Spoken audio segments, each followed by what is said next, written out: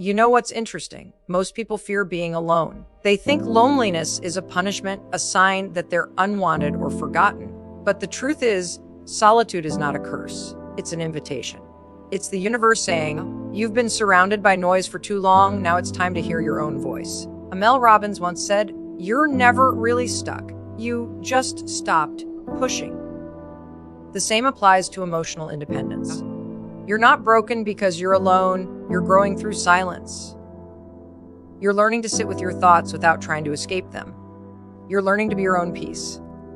See, most people jump from one relationship to another not because they're in love, but because they're afraid of their own reflection. They can't handle being by themselves because silence reveals too much truth. It exposes the pain they've buried, the lies they've told themselves, and the patterns they keep repeating. But here's the catch. Until you learn to be comfortable alone, you'll keep attracting people who only mirror your chaos. Being happy alone isn't about shutting the world out. It's about realizing that your worth isn't dependent on someone else's attention. You can enjoy someone's company without needing their validation. You can love deeply without losing yourself. When you master that balance, you become unshackable. The manipulators, the narcissists, the ones who play mind games. They prey on those who fear solitude. They sense your craving for connection and use it against you. They love bomb, gaslight, and disappear, not because they're powerful, but because you gave them permission to control your peace. But when you learn to love your solitude, you break that cycle. You stop begging for attention that drains you. You stop chasing people who never intended to stay. You start walking in your own lane, confident, and whole.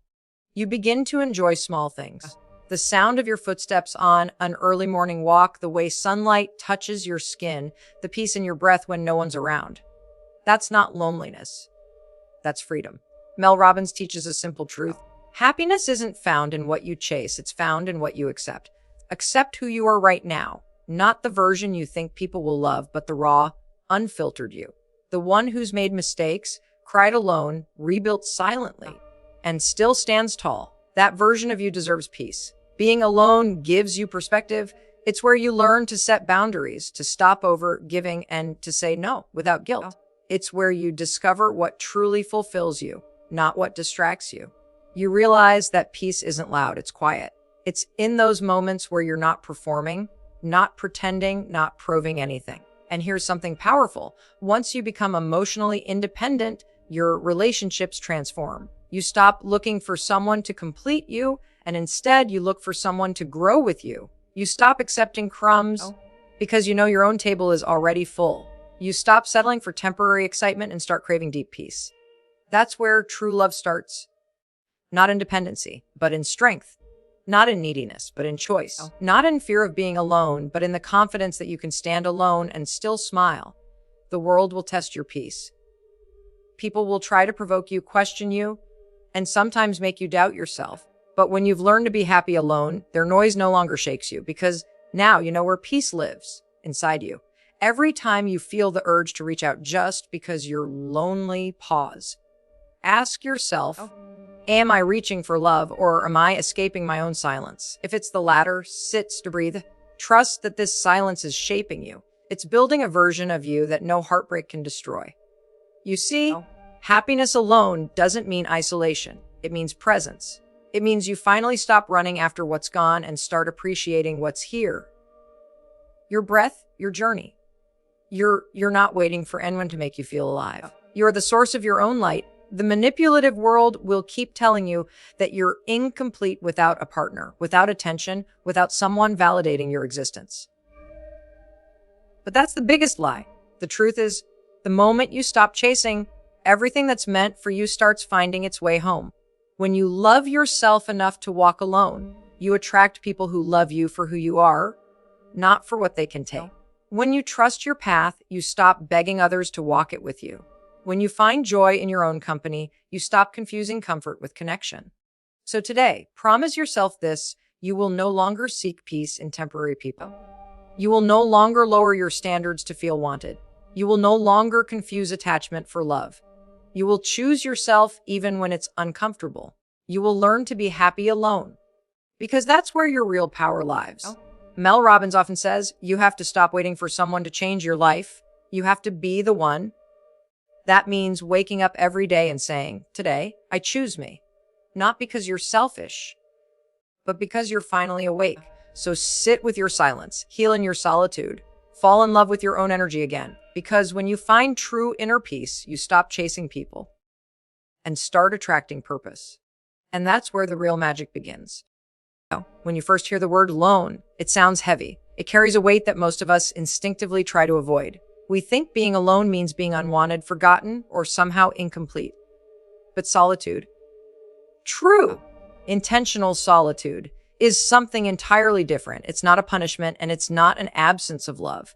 It's a sacred space where growth quietly unfolds. It's the moment when the noise of the world fades just enough for you to finally hear your own heartbeat. There's a strange paradox in life. We spend so much time chasing people, chasing attention, chasing validation, that we forget to chase ourselves. We want to be seen, understood, and loved. But how can anyone truly see us if we've never stopped to look at ourselves? Solitude is where that looking begins. It's where you finally start to meet the parts of you that you've ignored for years, the parts that hurt, the parts that long for healing. When you learn to be happy alone, you stop running from the mirror. You stop distracting yourself with noise and company just to fill the silence. Because that silence, though uncomfortable at first, is where clarity is born. It's where you begin to understand why certain relationships failed, why you've tolerated less than you deserve, and why you've confused attention for affection. Solitude strips away illusion, not to hurt you, but to reveal you. Most people don't fear loneliness because they dislike being alone.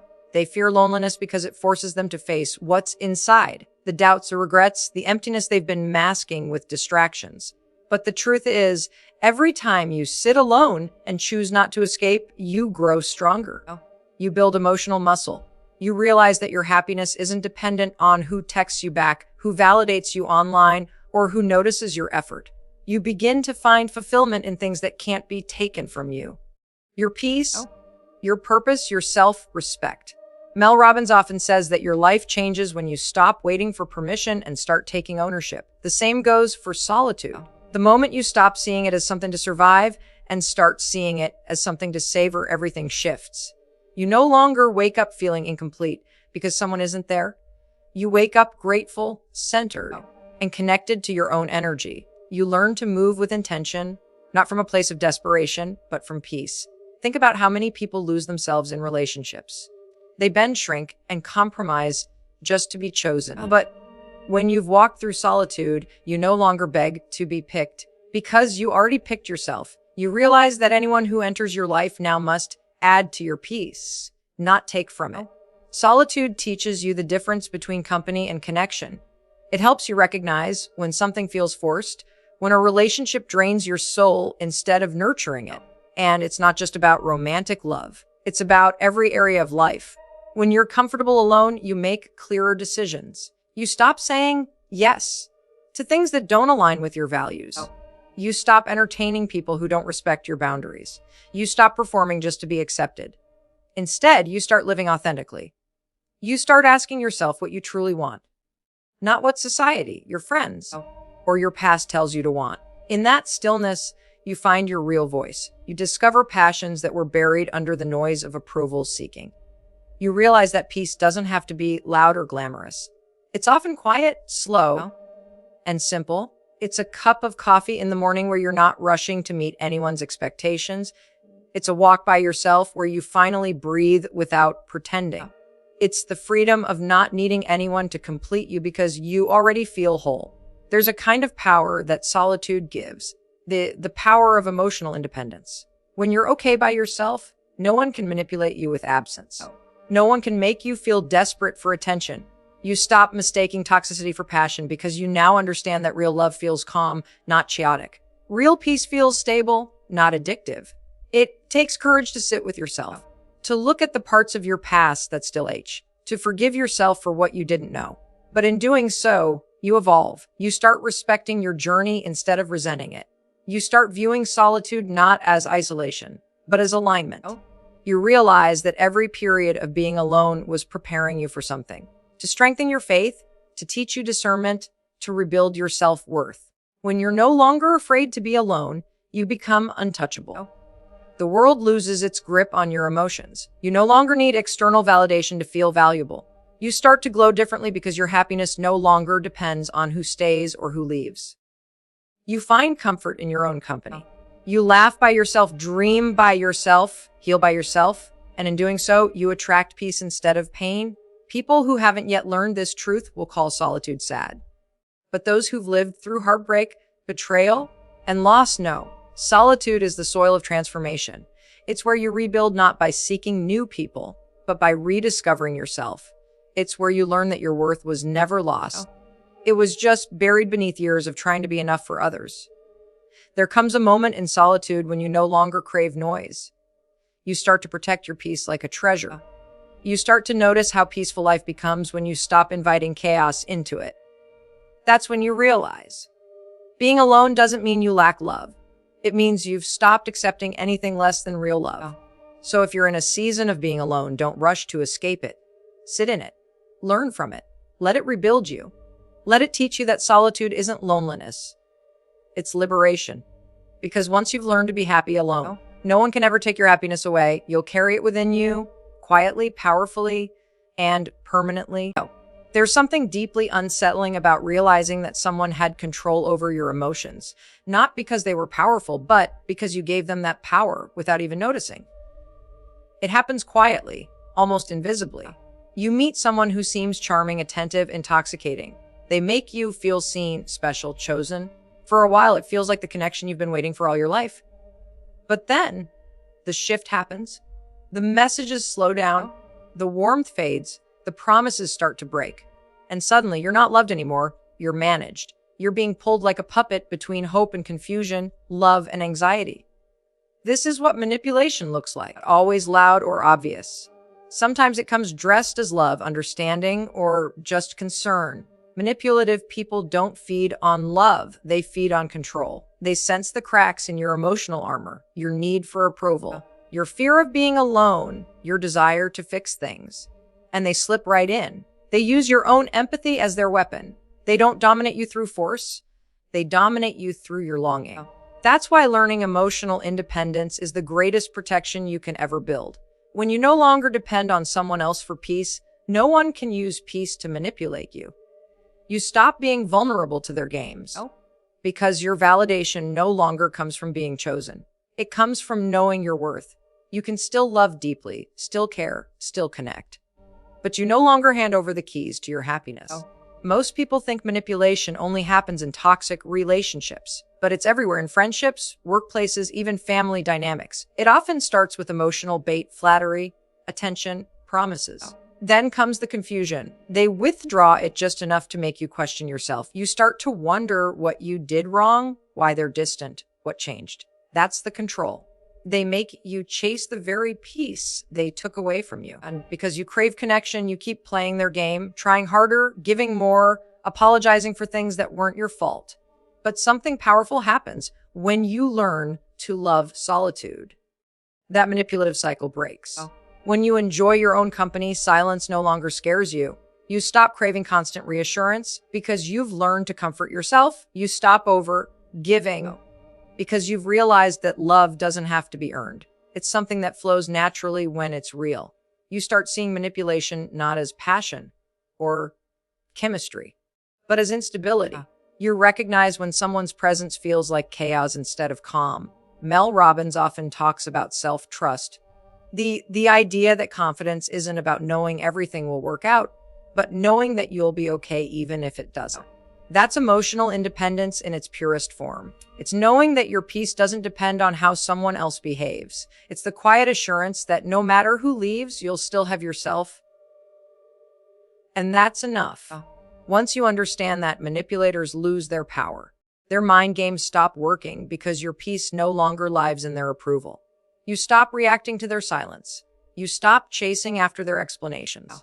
You simply detach, not in bitterness, but in wisdom. You learn that not everyone deserves access to your emotions. Some people are meant to be observed, not absorbed. The most dangerous thing about manipulation is that it trains you to doubt your intuition. You start second, guessing your own feelings, your own truth. That's why solitude is so healing. It helps you reconnect with your instincts. When you spend time alone, you start hearing the inner voice again, the one that always knew something was off. You remember how peace feels. And once you've experienced real peace, you'll never confuse it with emotional chaos again. Manipulators thrive on people who fear being alone. Because if you fear solitude, you'll accept almost anything to avoid it. Even disrespect. You'll keep negotiating your self-worth just to have someone stay. But when you've learned to be comfortable alone, that fear disappears. You no longer beg for love, you invite it. You no longer cling to people, you choose them. You no longer lose yourself trying to keep someone else. You can walk away, not because you stopped caring, but because you started caring about yourself. It's a quiet kind of strength, not loud, not angry, not defensive. Just a calm understanding that peace is too precious to trade for confusion. You start protecting your energy like it's sacred, because it is. You realize that not everyone who wants your attention deserves your access. You stop explaining your boundaries, because you finally understand they're not for others to approve. They're for you to maintain peace. And the most beautiful thing happens, your relationships transform.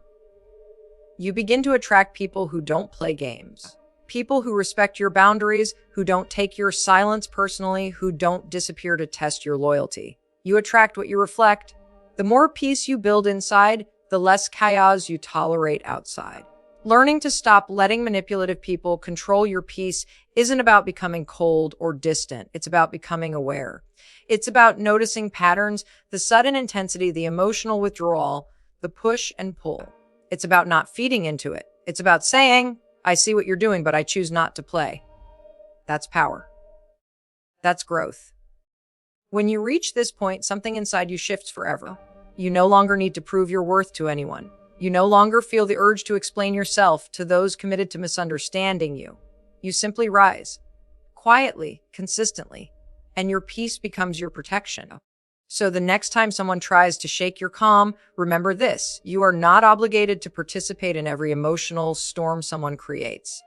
You have the right to choose peace, even if it means walking away.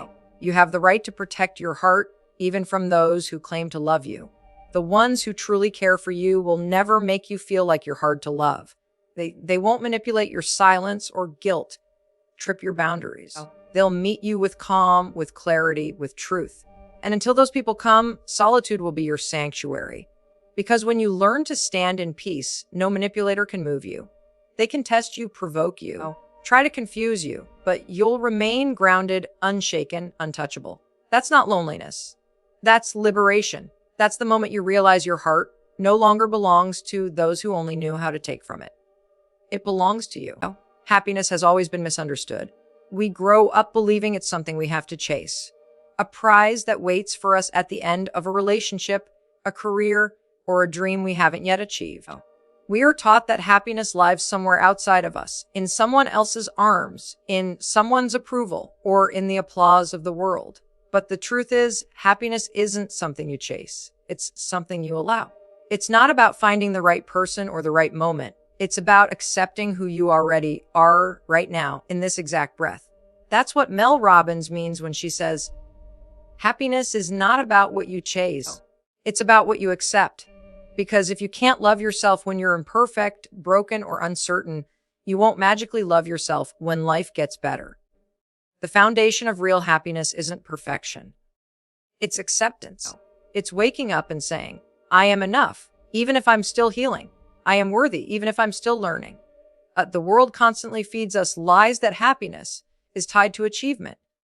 That once you get the promotion, find the right partner, or fix your flaws, then you'll finally feel peace. But if happiness always lives in the future, you'll never reach it.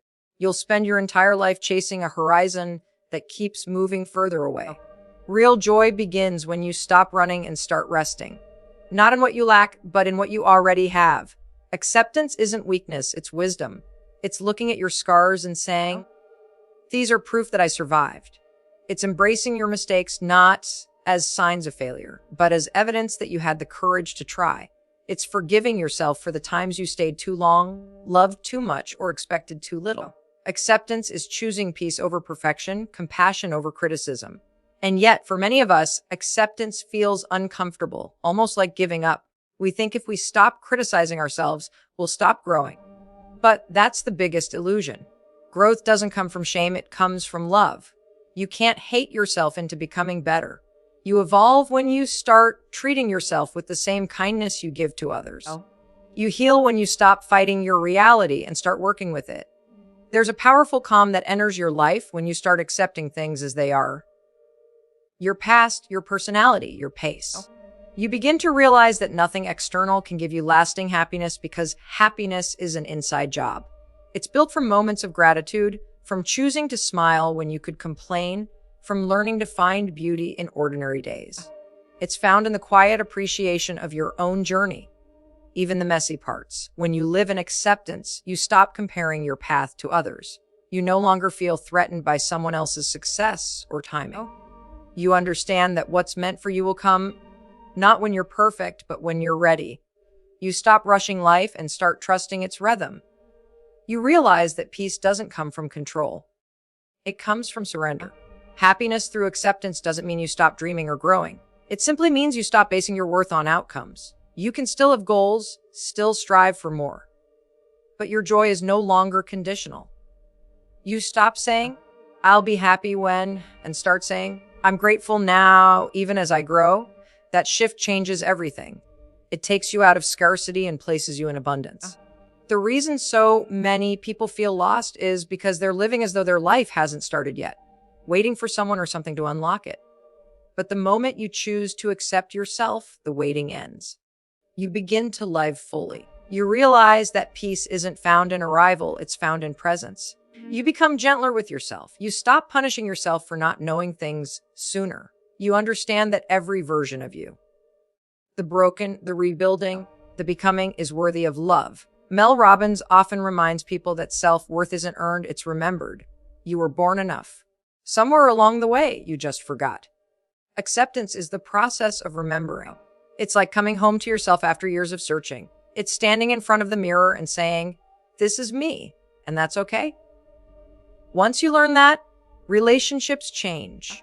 You no longer demand others to fill your emotional gaps because you've already filled them with acceptance.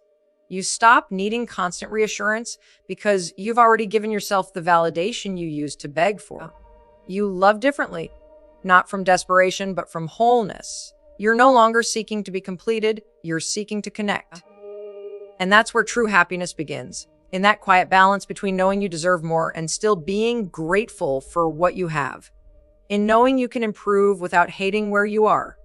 In understanding that joy is not a finish line, it's a daily choice. Every time you accept yourself a little more, you take your power back. Every time you choose peace over comparison, you step deeper into alignment. Every time you stop fighting your reality and start flowing with it, life begins to open up in ways you never imagined. You start noticing small miracles, the warmth of sunlight, the comfort of silence, the beauty in stillness. You realize that happiness isn't something grand or far away. It's right here, hiding in the spaces you once overlooked. Acceptance brings freedom. It removes the need to constantly prove yourself. It silences the inner critic and replaces it with a gentle voice that says, "You're doing enough. You're enough." It allows you to live without pretending, to breathe without apologizing, to rest without guilt.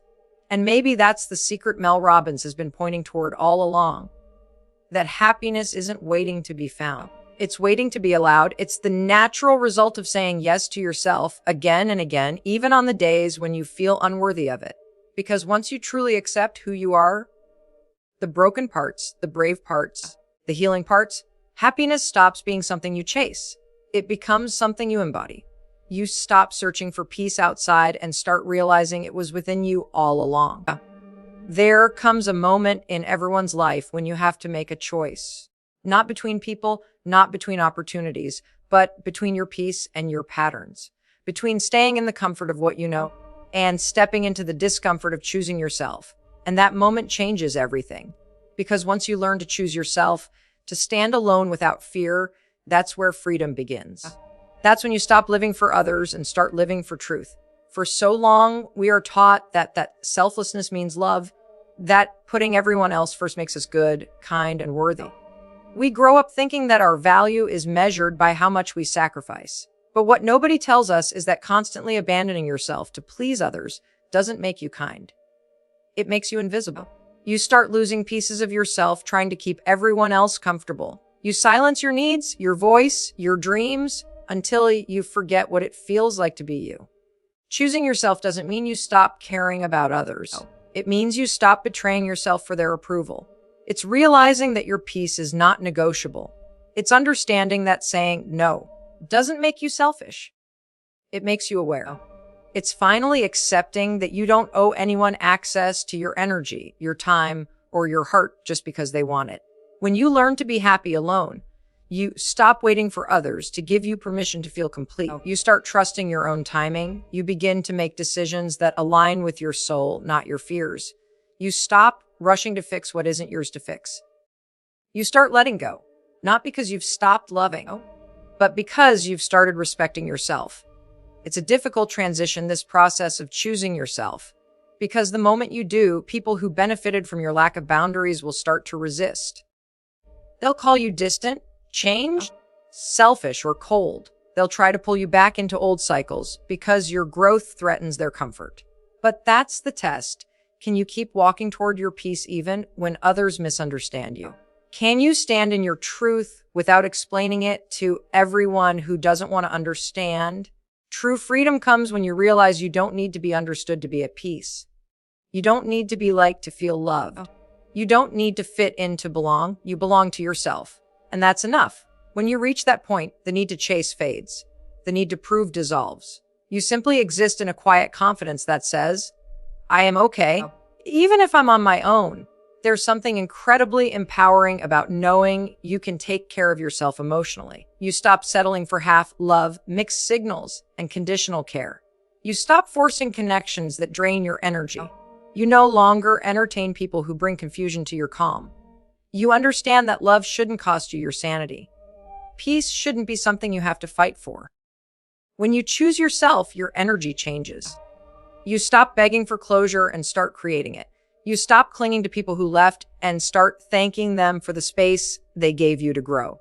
You stop replaying the past, searching for answers that won't heal you, and instead start building a future that does. You understand that your worth doesn't decrease when someone walks away. It expands because you realize you never needed them to feel whole in the first place. Mel Robbins often reminds us that we are the only ones responsible for our happiness. No one is coming to rescue you, to save you from your own doubts or loneliness. You are the hero of your story. You are the one who gets to decide when enough is enough, when peace becomes your non-negotiable standard. And that moment, when you take full responsibility for your life, is the moment you start to feel truly free.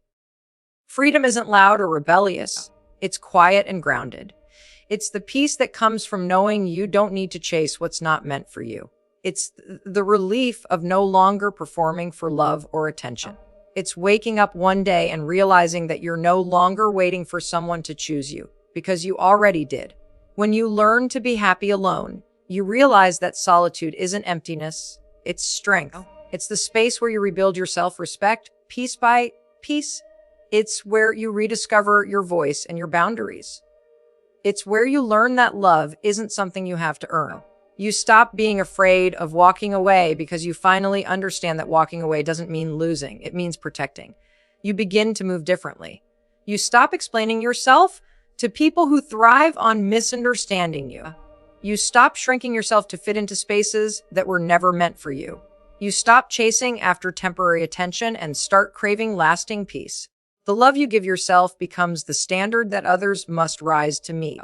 You no longer attract chaos because chaos can't live where peace resides. Choosing yourself doesn't mean you won't ever feel lonely. It means that when you do, you know how to comfort yourself instead of running back to the things that hurt you. It means you trust that solitude is not the absence of love, but the foundation of it. It means you no longer need external validation to feel worthy because you found validation within. And perhaps the most beautiful part of this journey is realizing that when you choose yourself, you actually start to love others more deeply. Not from dependency, but from freedom. You love without fear, without control, without expectation. Because you're no longer looking for someone to fill your void, you're simply sharing your overflow.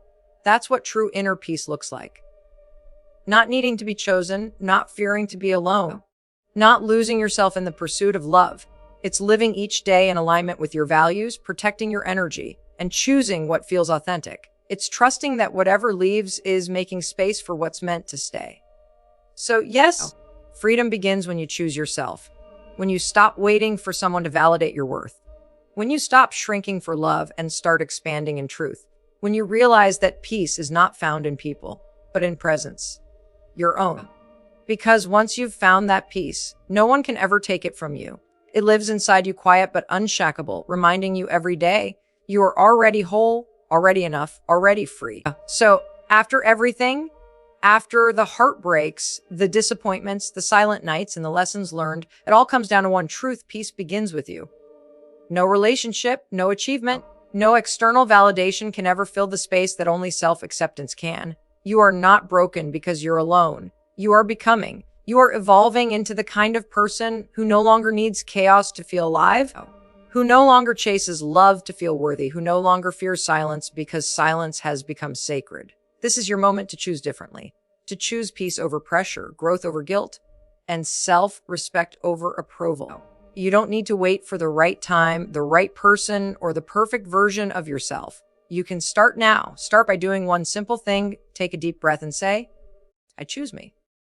Say it until it feels real. Say it until it drowns out the noise of your doubts. Say it until your heart starts to believe it, because the more you honor yourself, the more life will honor you back. You have the power to rebuild your peace, to rewrite your story, to rise from every disappointment stronger and softer at the same time. You've survived enough storms to know your strength. Now it's time to live like it. So go. Walk boldly in your solitude. Protect your energy. Love yourself without conditions. Build a life so full of purpose and peace that anyone who enters it can only add, not take away. And remember this, true happiness isn't found when someone chooses you. It's found when you finally choose yourself. If this message touched your heart, let it move your life. Don't just listen, act. Take the first step toward peace today. Because the moment you do, everything that's meant for you will start finding its way home.